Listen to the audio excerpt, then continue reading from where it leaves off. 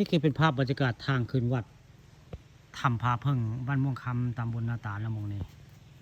นี่คือบริเวณทางขึ้นวัดนะแล้วก็มีสวนยางมงนี่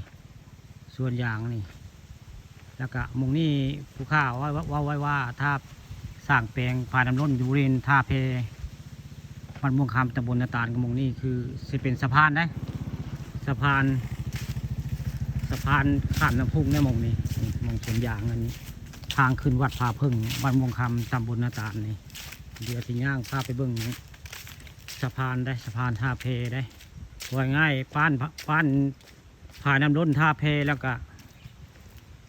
มีคนมาเที่ยวล่องเพมานี่แหละนี่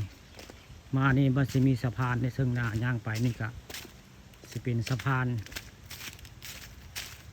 ข้ามน้ำพุ่งไว้ง่ายก็ถ้าไปป้านพายทางใต้ได้พายน้ำล้นทางใต้พุ่งก็พากันพายเรือเราขึ้นเรือล่องเพมาโผล่ด้านหน้าวัดพอดีได้วัดผาพึ่งมันม่วงคำนี่คือทางไปเบิ่งสะพานขาดน้ำพุงหน้าวัดผาพึ่งเนี่ยเส้นสะพานในตรงนั้นเส้นสะพานน้ำพุงได้ถ้าเป็นไปได้บ้านผ่าน้ำล้นบริเวณท่าเพแล้วก็มีการสถานที่ท่องเที่ยวง่ายๆท่าเพบริเวณท่าเพทางขึ้นวัดผาพึ่งแล้วก็พากันมาเที่ยวทำผาพึ่งคักนี่คือน้ำพุงแหละนี่อยู่บริเวณด้านหน้าวัดผาพึ่งบ้านม่วงคำตำบลนาตาและมงนี่จะมีต้นยางใหญ่ได้นี่แหละที่ผู้ข้าคิดว่าเป็นไปได้เนาะ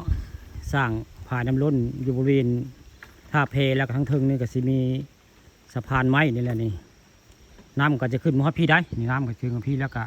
ล่องเพขึ้นมาได้พี่น้องแล้วก็ขึ้นจากสะพานนี่ขึ้นไปก็ไปเบิ่งถ้ำผาพึ่งคักพี่น้องนี่แหละคือผู้ข้าว่าไว้ว่าสร้างผ่านน้ำล้นอยู่บริเวณท่าเพน้ำจะอึ้งมาพี่ได้น้ำจะขึ้นมาพี่ละนี่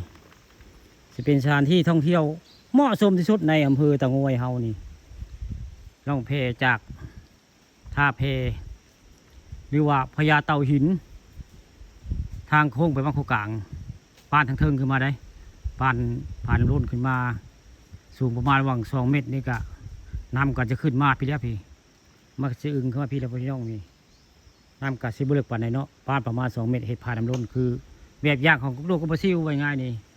บรรยากาศคักในนอนพี่น้องล่องเพแล้วก็มาถ่ายรูปบริเวณสะพานสลิงนี่สะพานสลิงบ้านม่วงคำตำบลนาตาลอำเภอตะงอยบรรยากาศคักพี่น้องสถานที่ท่องเที่ยวบ่มีไผเฮาในอำเภอตะงอยนี่มาล่องเพแล้วก็มาเที่ยวถ้ำเที่ยวหิวอยู่บริเวณวัดผาพึ่งบ้านม่วงคำตำบลนาตาลบรรยากาศคัก